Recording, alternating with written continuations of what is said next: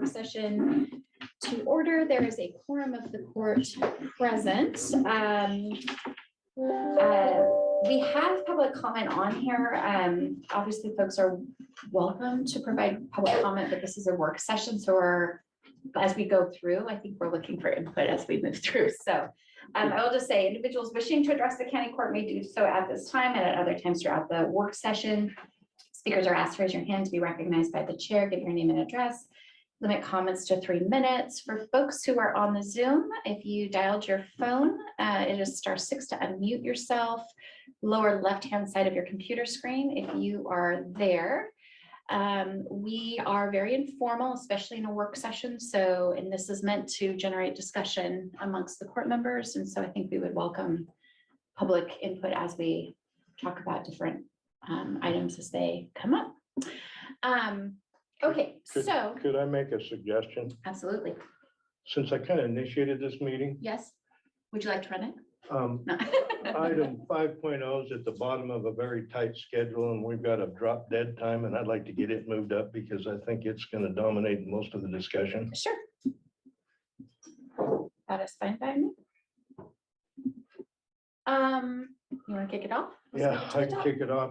I have just kind of been brainstorming for quite a while trying to figure out where to go with housing in Gilliam County and all the issues that come up with. I had a conversation several years ago with a previous judge about, the housing. It was becoming an issue at that time, not near as big an issue as it is today, but it was becoming an issue at that time.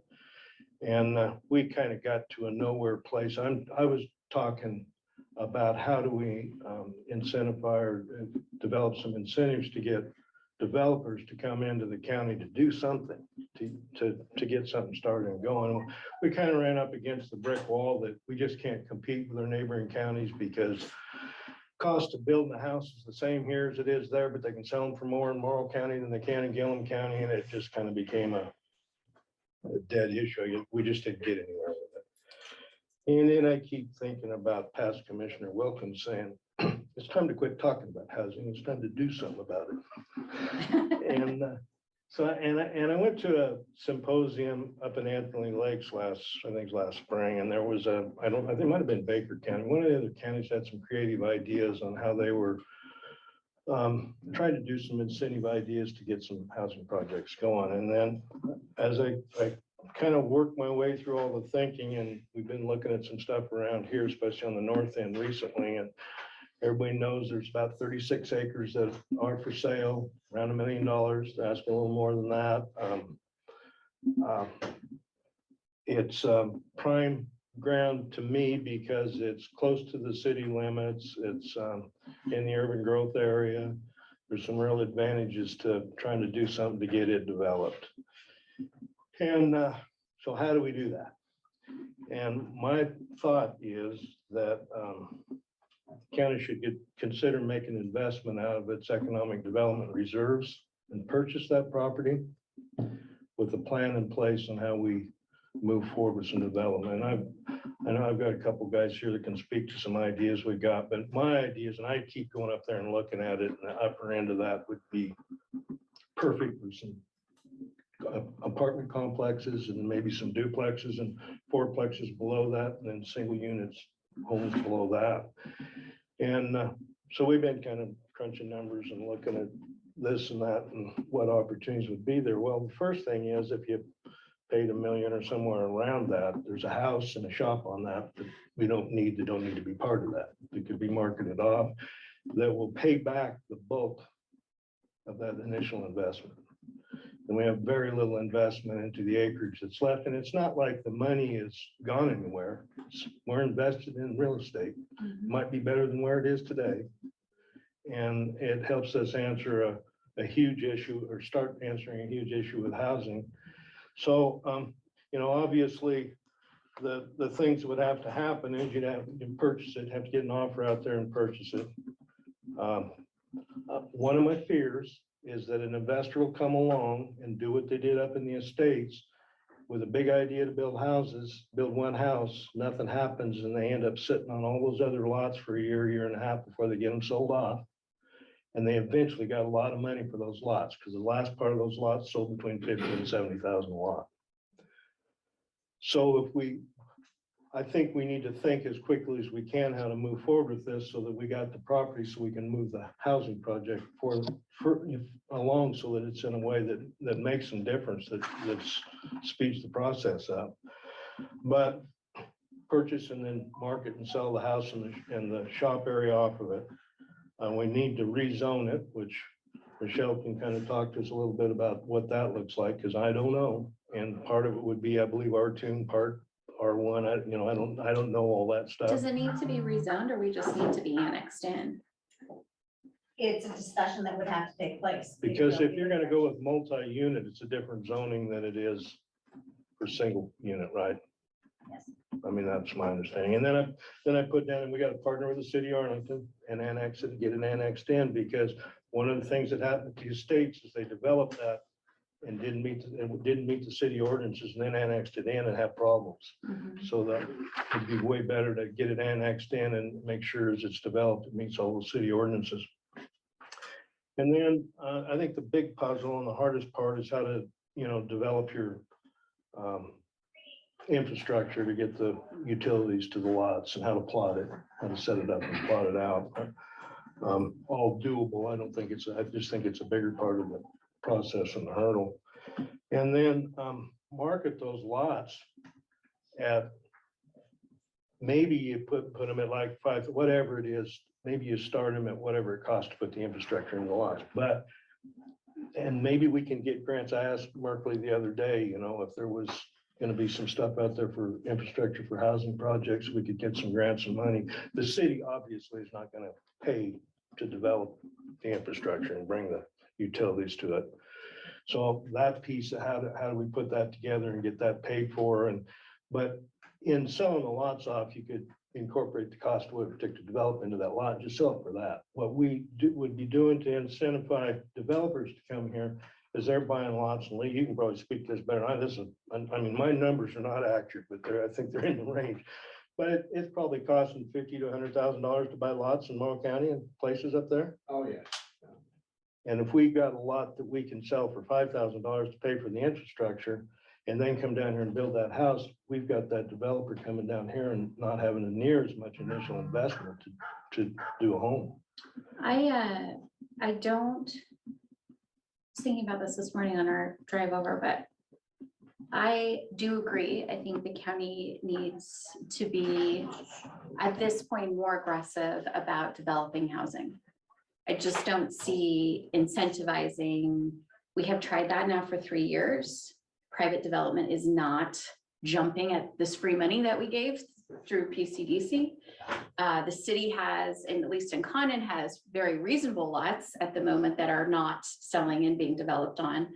So from my vantage point, I support the concept of the county being more aggressive, but I would almost wonder if, rather than stopping at lots, if it needs to be a discussion about actually building.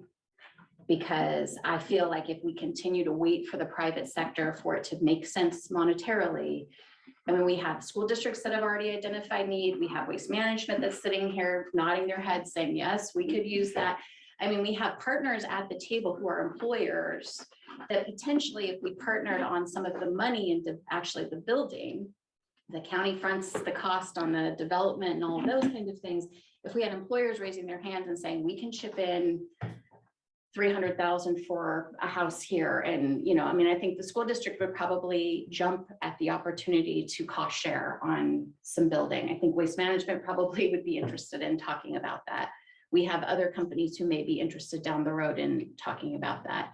So I'm not sure that I'm comfortable with us expending something only to turn it back over to the private sector and say, here, go develop, because I'm not sure that they're going to develop on a timeline that. Yeah, I think there has to be some stipulations on, if you're going to give a developer a project there, you have to put stipulations on how soon there's got to be a structure on that's returning tax dollars to the county, because that's the reality of the investment to the county is that if you end up with $500,000 or $600,000, which is pretty conservative, Right. left in what you owe on that property.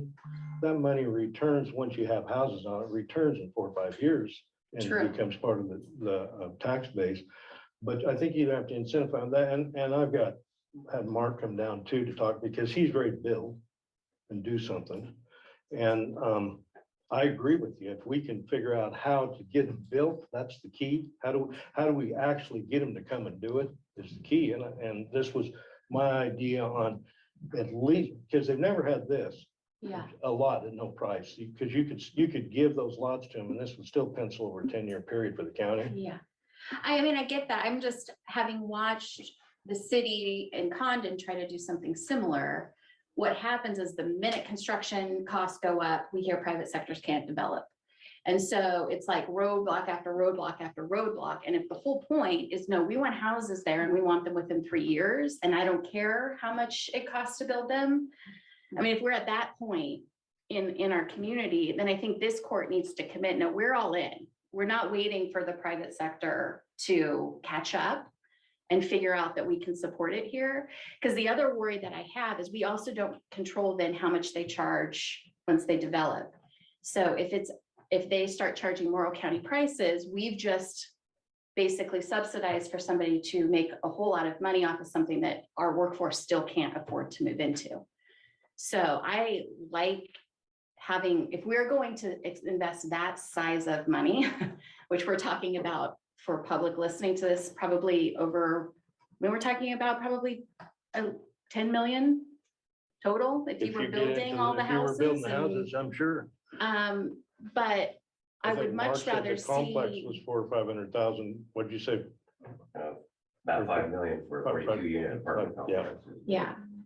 I mean, I would much rather have us have some say over what the end product looks like for people being able to move into those, because I would hate to see us spend that even several $1 million on just providing infrastructure and then have a developer come in and price it at a point that our folks say, well, we still can't live here Yeah, we could. I mean, because we it's not gotta have, affordable. one way or another, we have to have some requirements on that property and what can happen to it or go back to the county. I mean, one Yeah. way or the other. Well, we talk about housing not being done in Conan, and I just came back a year ago, and there's like 5 houses being built right now. There's 2 and then, I mean, that's, for me, seeing that, it's like, holy mackerel, that hasn't happened for years, I don't think. Yeah, And this is in an era that the construction costs are high. yeah, So there's 5 houses being, or 4 houses being built on it right now. So what happens when it starts going down in value is gonna, I would think more. And yeah. I'm looking at, putting one in there right now too, so it's definitely, we're ready to build some stuff. Yeah. With Catherine and some different things, and so. And just to clarify, like, I'm not even suggesting that the county shoulder the burden for all of it. I feel like we have some employers who have already said that recruitment is an issue, who may see benefit We got into one here. partnering with us, making some investments here where they're not footing the full bill, we're not footing the full bill, and everybody's benefiting because we're meeting the community's needs. One of the things, the reason I put down possible development and investment structures, I have not run by our attorneys what it would look like for the county to purchase property. But I know that when we have tried to rid ourselves of property that we've come by through various reasons, there is a whole litany of things that we have to check off in state law to be able to sell, develop, all of those kinds of things. So one of the things that I'm maybe putting out there, and I'm glad there's some port commissioners sitting here, because I'm hoping we can figure out maybe is what's the best mechanism? Right. Like, I'm on board for figuring out the county's investment and things like that, but I'm not sure if we are the best entity to be the quote developer because of the hoops that we have to jump through as a public entity. And so I don't know if there needs to be further discussion, maybe with the port on your nonprofit, if that could be the development apparatus, and maybe we look at structuring it differently so the court can play a bigger role in helping provide capacity. I'm not sure how that looks, but I'm just thinking, I mean, the minute it's ours, it's prevailing wage, it's a whole lot of requirements that are attached because we're a public entity. And not that we don't want to meet our responsibilities under the law, but I also think this is a large enough investment that, and enough partners at the table that there may be a better way to manage a project. And in addition, I mean, the city at the south end has a lot of projects. I think they're looking for who's gonna be able to manage this. And so if we were able, to me, it would be time well spent for us to figure out what that structure needs to look like, so that anybody who's in can partner and funnel our money through there and understand how that's gonna look and work and have oversight. Because I feel like that's actually the first step that needs to be put in place before we can talk about purchasing anything.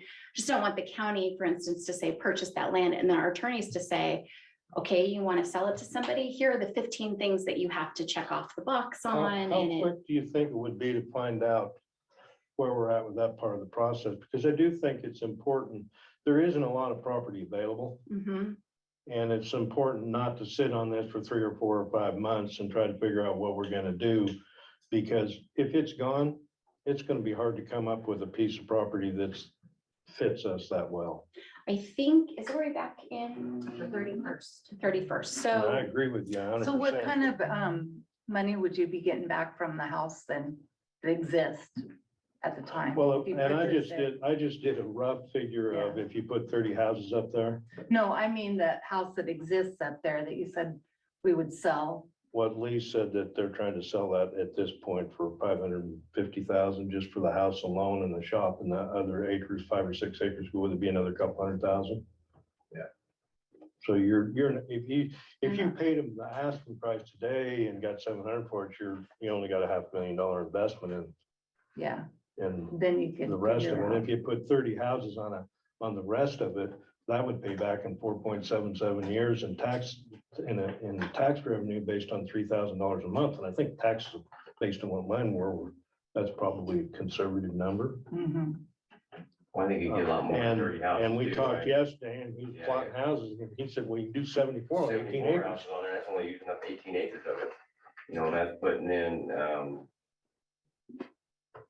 40 or 24, 5,000 lights, and 40, 10,000 square foot lots, and 5 acres of, or 10 half-acre lots.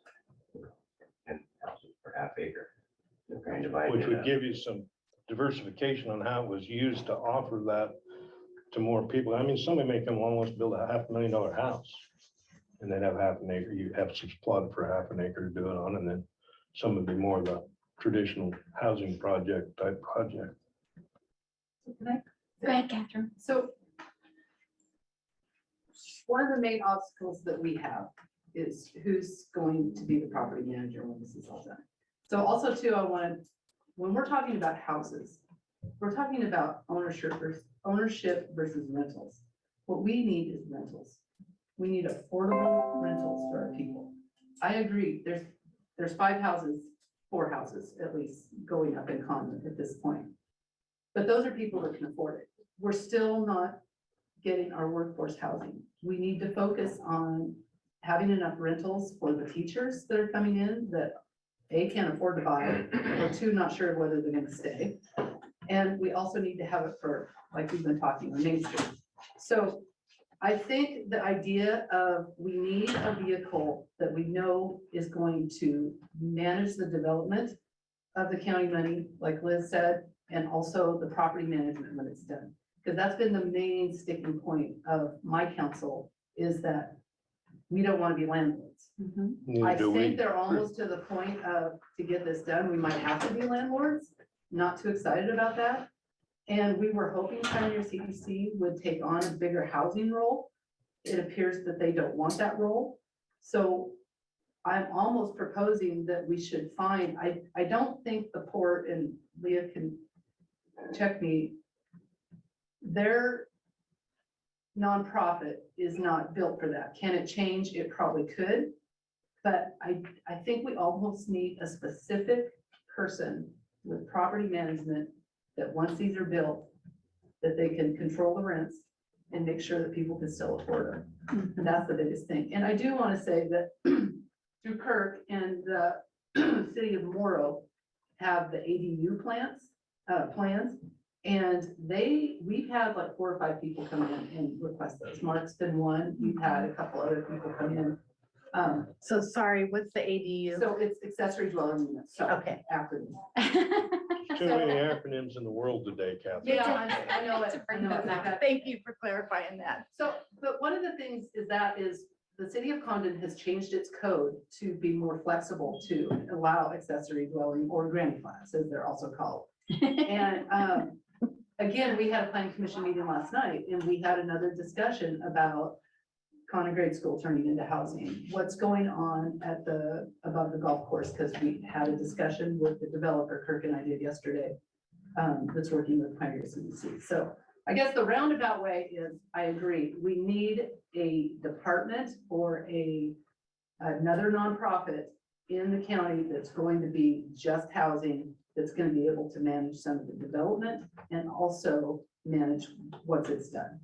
So, and I agree with you completely on rentals. I mean, and that's the discussion we've had is, that's where you gotta start, is get the rentals in. Eventually down the road, as you're building the houses, hopefully some people will start moving out of rentals into houses, and that's a little longer term look. But the housing, I mean, you can build a house or two here and there based on needs as you go along, but to start with rentals is obviously what we need to do first.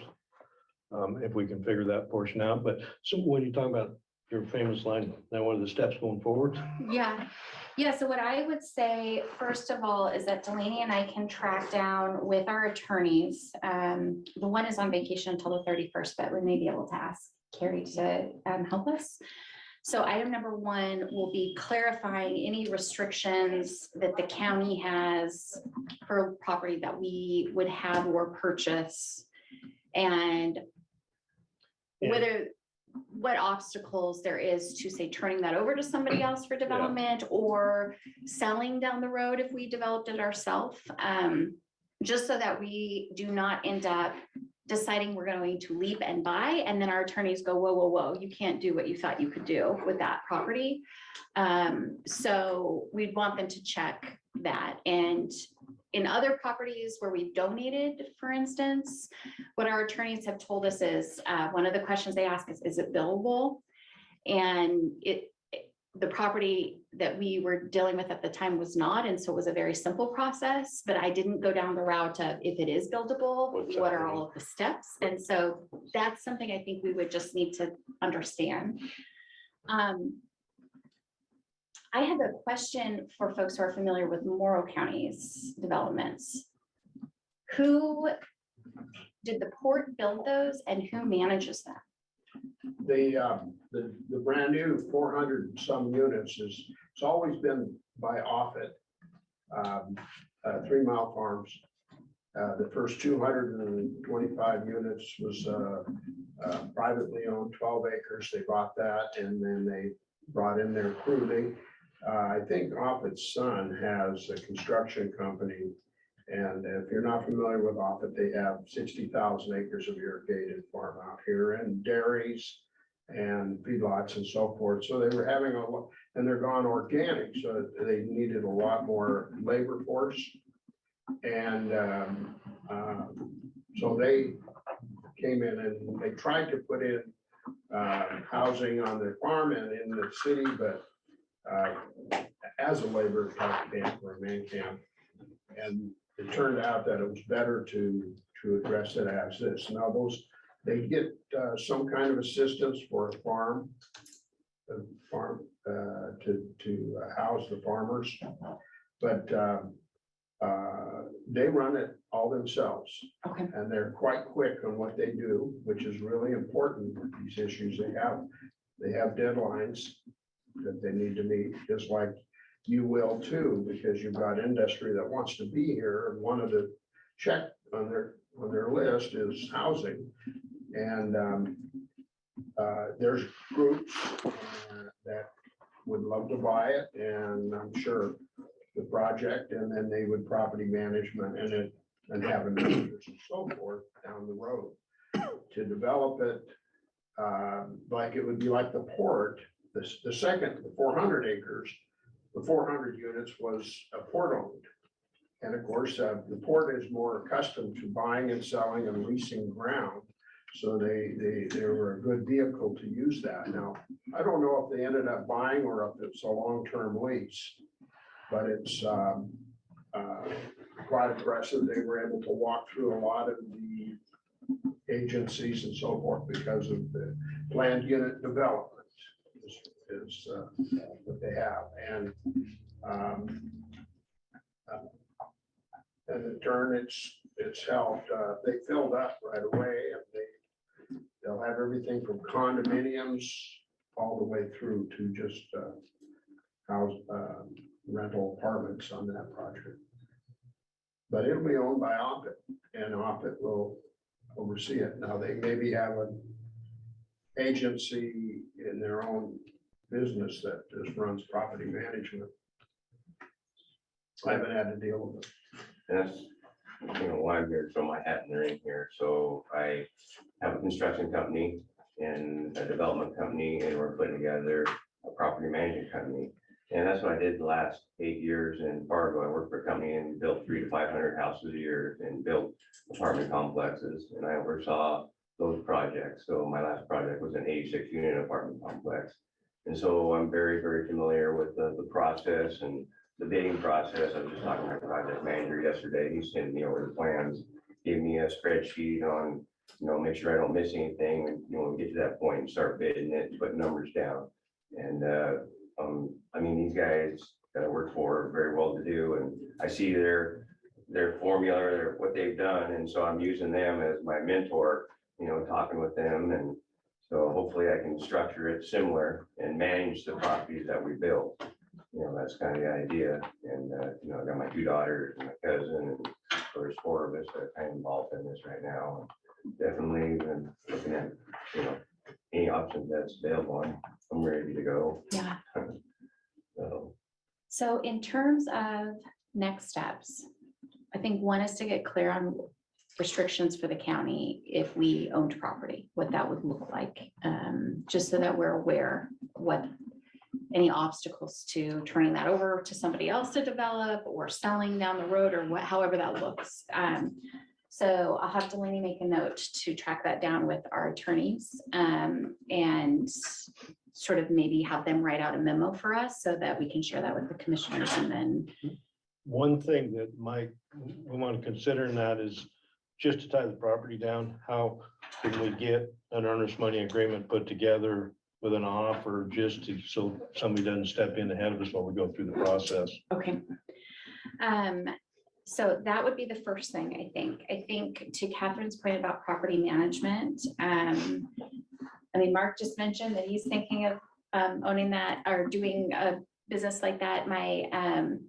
I know there are lots of property management companies out there. So rather than think that we have to figure out how to do that internal, I think it would behoove us to see who's in the area that may already be doing that we're just unaware of. That's why I was asking who's managing Morrow County, because there may already be some synergy. Maybe some of those employers that are sitting at the Port of Morrow said, oh yeah, we had lots of housing and they're all full and we actually could use some of yours here. And Areas are right between us. And in exchange, maybe they manage it.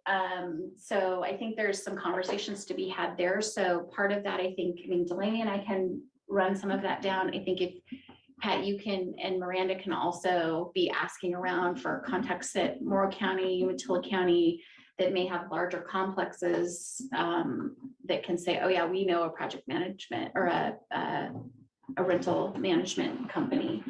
Because I think that if that is the most significant barrier to development is figuring out who do we hand this off to. I know my mother-in-law has a rental house that she used to have to manage by herself. And then she finally bit the bullet and had a management company come in. And she said, it's so nice. They deal with all of the, they send me my check every month and that's about it. Which for the city and other people, that maintaining ownership might work if you find the right entity to manage it. And we contracted with them, and then that makes sure that everybody who's put money in gets their money back out of it. So I would say if that's a significant barrier, then that is probably one of the things we should tackle first and figure out what our options are. And then I think depending on what the attorneys say, if they say, yeah, you can do it, but it's gonna be way more expensive, it's gonna be way more cumbersome, then I think it might make sense to talk about creating a new entity Yeah, I and do too. seeing who's in and sort of going through that process, because I think I am done with handing off to other people and saying, here, go build something, and then quarter after quarter, them coming in and giving us all the reasons why they can't build this quarter and why. Just as soon as those construction materials go down, then we'll be building. I mean, it just. Yeah. How many years are we gonna sit and listen to all the reasons why we can't build houses? And if we can structure it in a way where the taxpayers, we just need to break even, I think, from my vantage point, or close, recoup enough in the initial sales or rentals that coupled with tax income over a period of time makes our communities whole. I'd say that's probably money well spent. But I think it's just figuring out what the structure needs to look like. I did talk to Umatilla Housing Authority yesterday and found out that Catherine has also talked to him. You're on the same circuit. Yeah. And that, I don't completely understand it. You may have gotten more detail. I didn't get a long conversation with that gentleman, but the Section 8 vouchers, we've got some entities that are apparently using them, which are for landowners to be supplemented, some of the rent on rentals. And I don't know if maybe some of that's happening at the retirement deal up here. But Probably. there's some conversations around how to develop that upper end of that, but it's under the grant, that's under the same requirements as the Mhm. initial facility. So one thing that he told me was when you talked about the school project up there, that bringing teachers in, they're going to be outside the income range to really qualify for any Section 8, but Yeah. maybe even in apartments on the second story stuff and Mhm. in I the mean, Main Street program. I like think when they were developing the senior housing here, my understanding is what they ran into is long-term, that place has a lot of restrictions on who can be in that facility. Yep. So I think it would depend on how big of a funding gap we have when we look at the overall project, whether it's a worthwhile trade-off. It's not the one that really fits us right now is Right. the problem.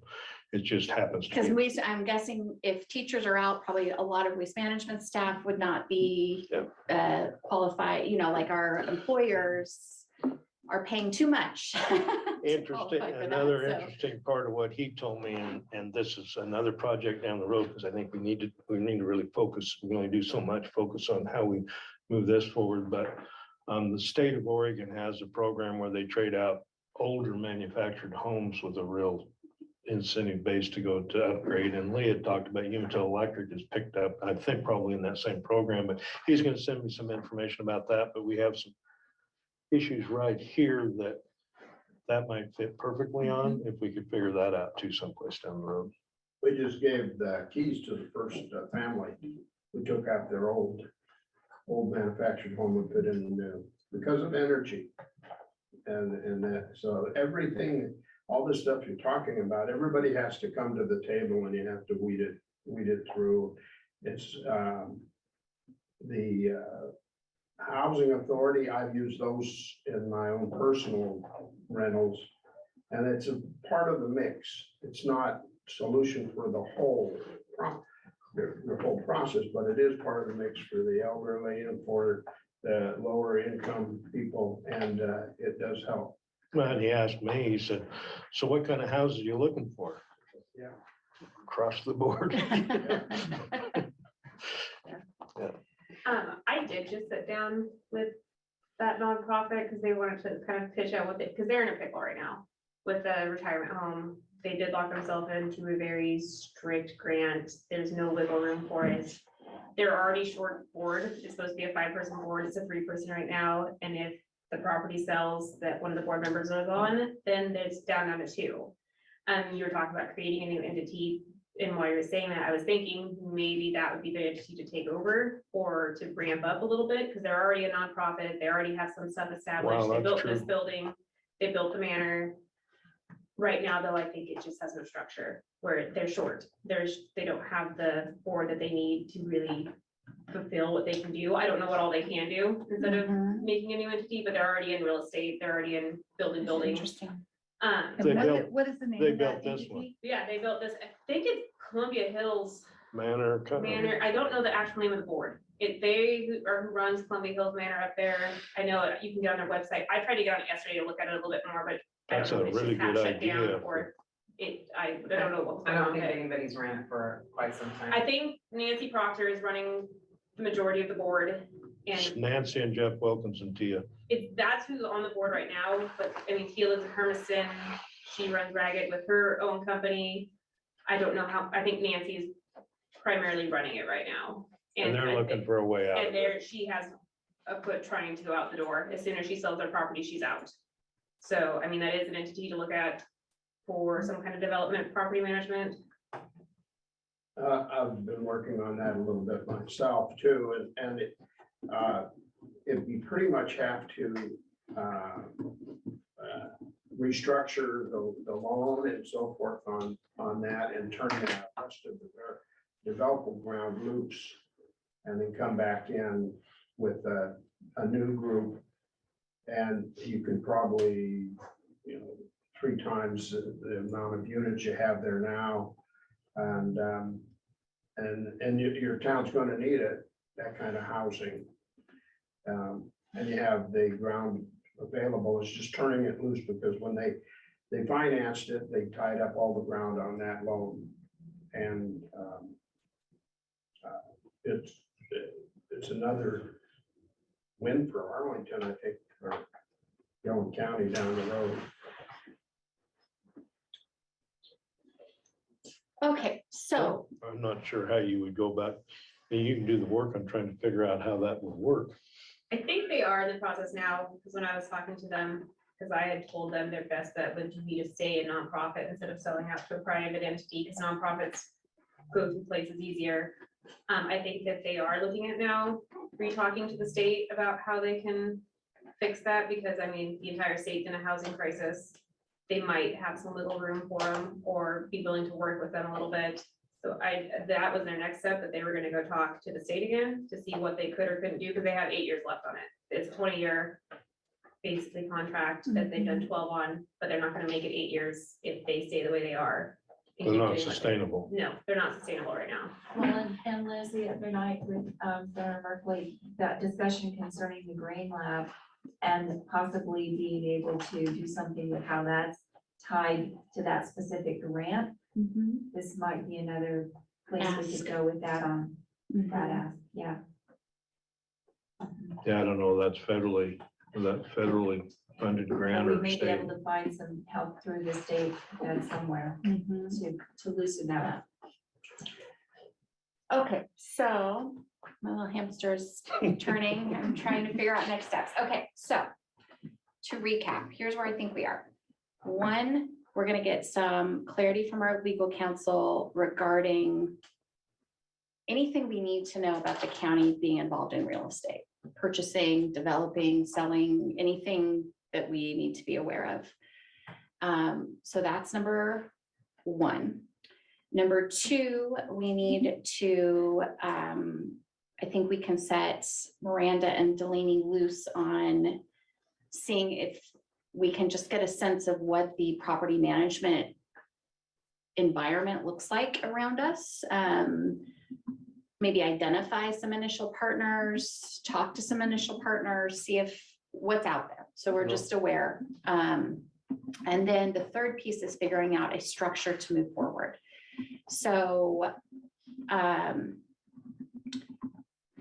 it sounds like the ports nonprofit is probably not at least at this point, is not a viable vehicle. But I don't know that we couldn't at least start with going through the court with this project.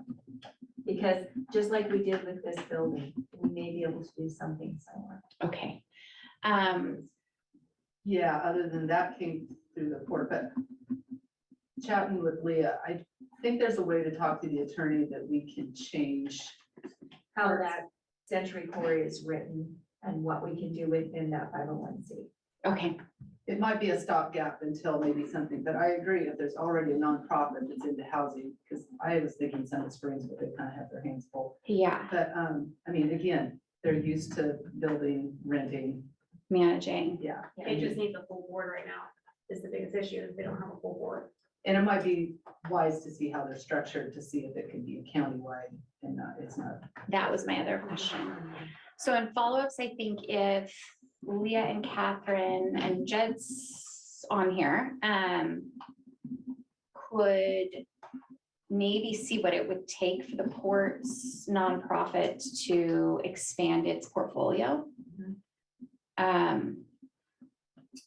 And then who would like to follow up on Columbia Hills? That, I can, I mean, okay.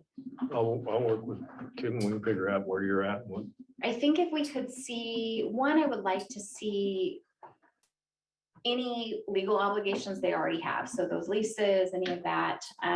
It would be interesting to see where that money came in and who's ultimately responsible for it, because we could ask for some grace. And then on top of that, I would want to see, I feel like the amount of public dollars that will flow through this entity, I want to make sure who's ever managing it is prepared to handle the responsibility that comes with public dollars flowing through. And so it may need to have a restructured board that includes representatives from key partners who would like to have a say if they're making investments and how those investments are being directed. So I think we would need to see how it's currently structured and whether there's flexibility on the board side, whether it can be countywide. If it can't be countywide, I think we need to look someplace else. Because ultimately, I like whatever structure we come up with to be the structure that we go to anytime somebody says this is a housing project and we want to put county funds through it, that it's consistent. There's a we consistent move into a project. solution for the trailer court, we got a place to go. Yeah, exactly. I also think it's very important to have transparency on this, because we do have private people that want to be involved in this process. And I do know that I've had several people from Condon concerned about building workforce housing and the government having control over it.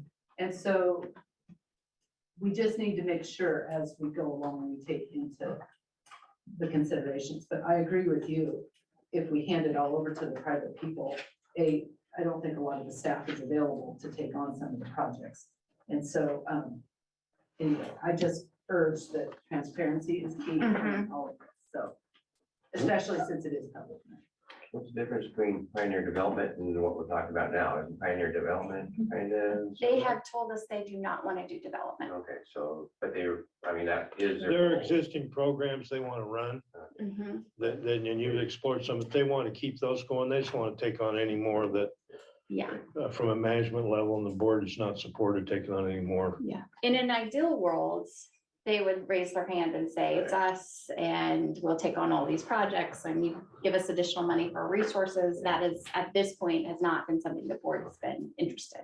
The county's communicated they would support that and help them along, but they just haven't shown any interest.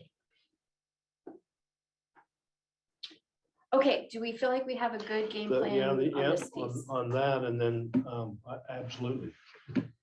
On that, then the other thing, there's been some conversations a little bit with Waste Management about the Stone Ranch property, so just throwing it out there. I don't know, Jim, you want to say anything along those lines? They've talked about just giving it to the county and. so, Here. I think-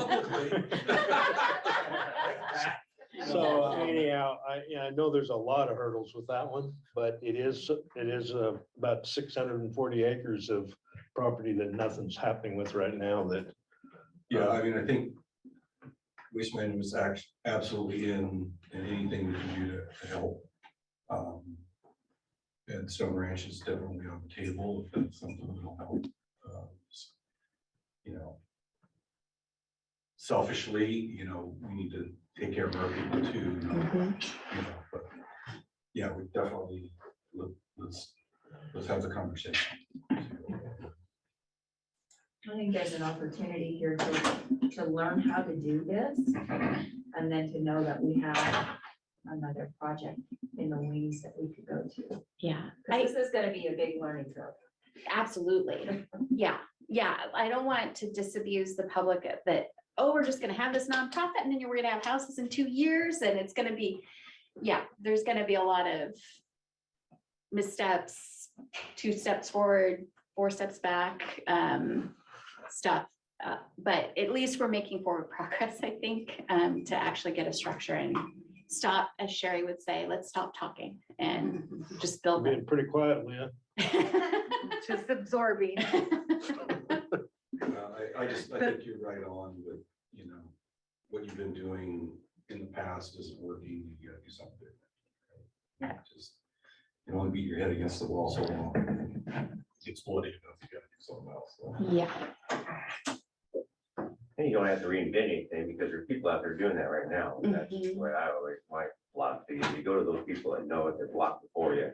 You know, that's what I'm gonna be doing, is, you know, utilizing my mentors and that's just what we need to do, sure. And just to put out there too, the developer that's working on the workforce housing through Pioneer CDC, I believe they have put out the offer to be the property manager until one gets in place. Okay, So Okay. hopefully that project can move forward.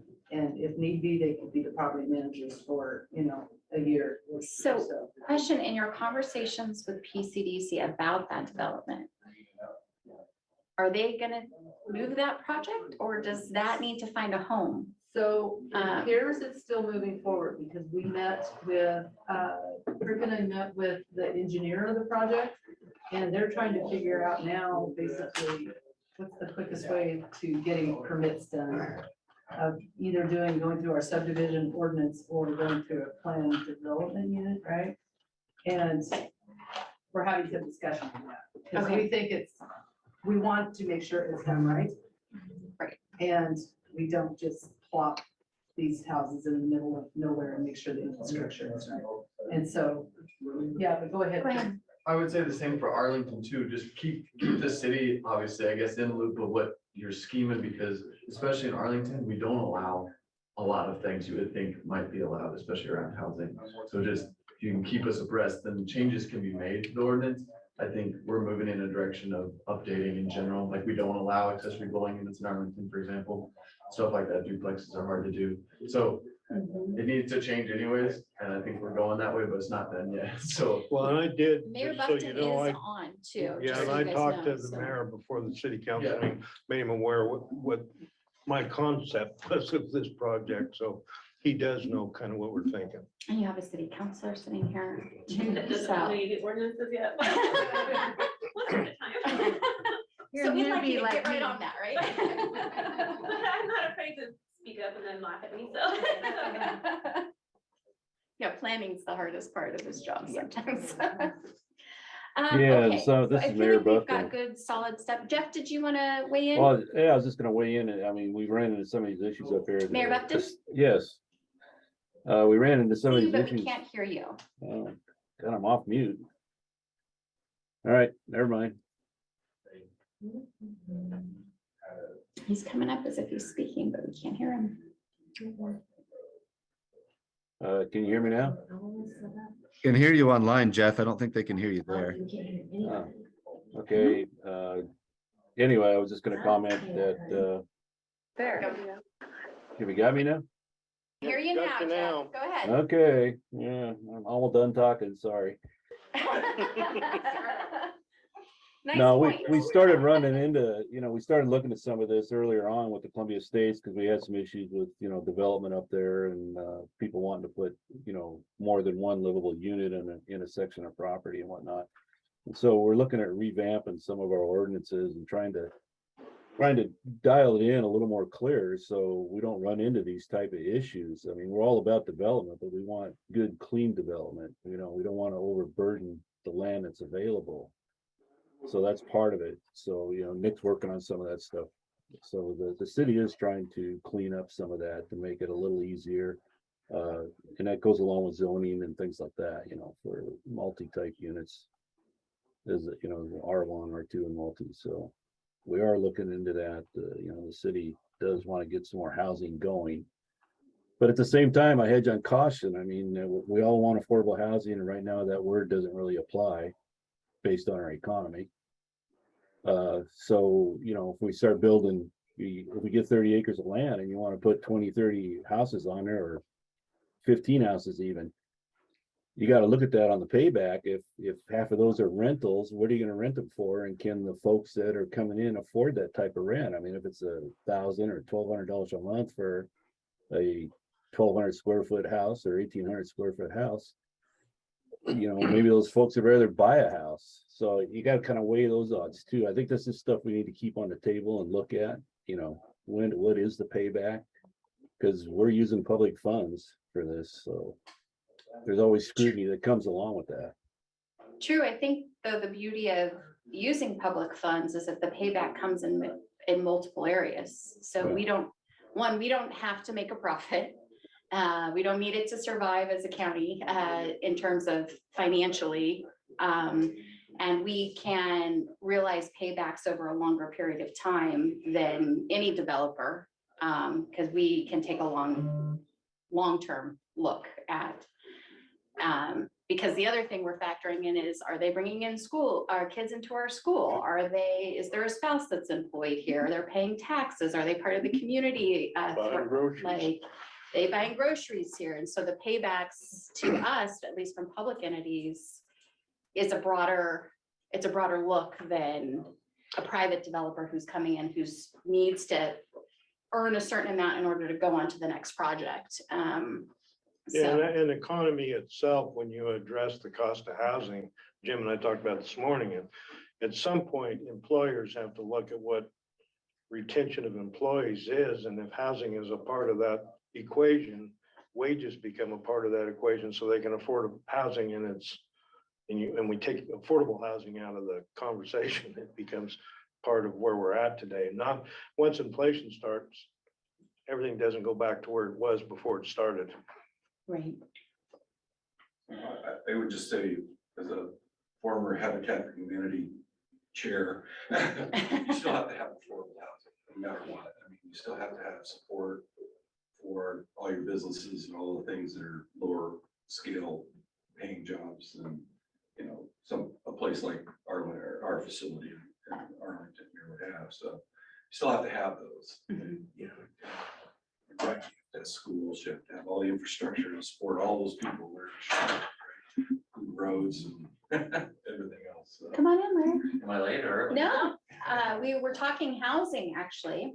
Well, here I am. Speaking, the district came up as an employer who might be interested in partnering with us on housing, so. Yeah, it's a great idea. Anything else on those two pieces? Okay, only other thing, and I think we can actually put this back on the agenda at a later date, is talking a little bit more about the Second Stories project. We did hear back from the chamber that we are going to hold off for a year before going after the Main Street revitalization. I think they wanted to see a little bit more of a plan in place, which I totally understand, because we didn't have one when we presented it. We had an idea, but it wasn't well formed. Well, that's right. We had to do some by January 6th. Exactly. So we submitted it. They got back to us. They said they like the idea, but they think it would be a stronger grant application, giving us a year, which I think is just fine. That will allow us and the city of Condon to budget for it and actually have our guidelines in place going into the next grant cycle, and hopefully also have business owners in Condon who have raised their hands and said, I'm on board, and maybe even gone so far as to get cost estimates and things like that, so we know how much we're actually dealing with. For folks who are like, what is Second Story? What are you talking about? We have 4 historic buildings that are in Condon.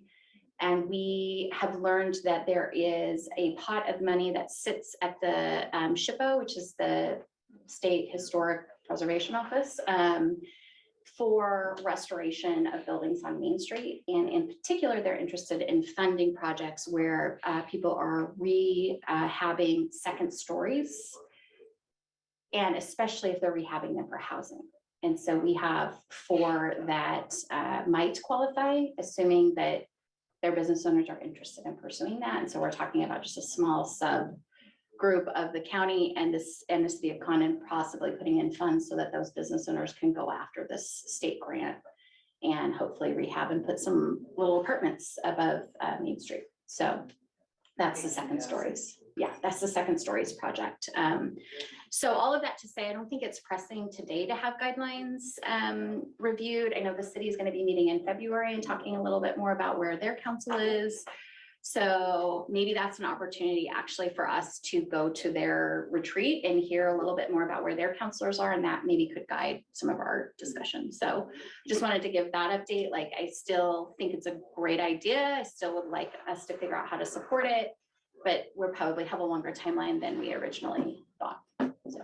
So the money would, you'd have to do the historic guidelines when you're remodeling, it'd have to be historic. Cause I know I was involved on the flat building when we went in and gutted all that and all the stuff that all the groups we had to jump through. Yeah. Flats and everything on that. And what we were looking at is like some of the buildings like flats, if they wanted to convert those into apartments, much lighter lift than Oh, say yeah, the upstairs of the Roundup, Already went through, yeah. which hasn't been touched for Yeah. a long time. Great exposed brick though, they would make beautiful apartments, but and vaulted ceilings and all kinds of cool stuff. And I know that Jeremy Kirby, who owns the local now, has some interest in rehabbing his upstairs. So we know of some interest, but I think we need to get commitments and cost estimates and things like that too, to kind of figure out how we're gonna approach it. So that's the update, but I would plan on probably, once the city has a chance to talk about it a little bit more, probably put it back on our calendar to really start talking about details.